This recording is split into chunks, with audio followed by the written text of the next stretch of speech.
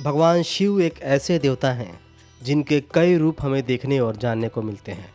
उन्हीं में से एक रूप उनका ध्यान एवं योग का रूप है, जिसमें वे अत्यंत शांत स्वभाव के दिखाई देते हैं। हिंदू धर्म के महान देवताओं में से भगवान शिव ही सबसे अधिक योग के अभ्यास का प्रतिनिधित्व करते हैं।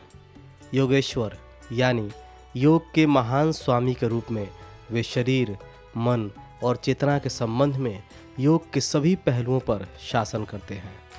भगवान शिव आसन अभ्यास के स्वामी हैं, जिनके बारे में कहा जाता है कि उनकी क्रियाओं से 84 लाख आसन प्राप्त हुए हैं। भगवान शिव को आमतौर पर गहरे ध्यान में बैठे हुए दर्शाया जाता है, इसलिए उन्हें ध्यान का स्वामी भी कहते हैं। अपने दक्षिणामूर्ति या युवा रूप में वह ज्ञान योग के शिक्षक माने जाते हैं। भगवान शिव का तीसरा नेत्र एकात्मक जागरूकता और उच्च धारणा का आंतरिक नेत्र माना जाता है। हिमालय और कैलाश के स्वामी के रूप में भगवान शिव ध्यान के पर्वत का भी प्रतिनिधित्व करते हैं। भगवान शिव की जटाओं से नीचे बहने वाली माँ गंगा उच्च योग जागरूकता की अमर धारा का प्रतिनिधित्व करती हैं। शिवलिंग की ऊपर की ओर केंद्रित ऊर्जा योग की आरोही शक्ति, समाधि का शांत मन और परगमन की यौगिक अवस्था को दर्शाती है। भगवान शिव की पत्नी देवी शक्ति योग माता को भी योग शक्ति के रूप में दर्शाया जाता है, जो हमेशा भगवान शिव के संग रहती हैं। मनुष्य में कुंडलिनी शक्ति से लेकर ब्रह्मांडीय स्तर पर चेतना की शक्ति तक वह उसकी भव्यता को प्रतिबिंबित करती है और हमें इसका अनुभव करने की अनुमति देती है। कई महान योग परंपराएं भगवान शिव से उत्पन्न होती हैं और उन्हें अपने मूल गुरु के रूप में सम्मानित करती हैं। पूरे भारत में भगवान शिव के कई मंदिरों में उत्तर में कैलाश और मानसरोवर से लेकर दक्षिण में रामेश्वरम तक यौगिक शक्तियाँ हैं।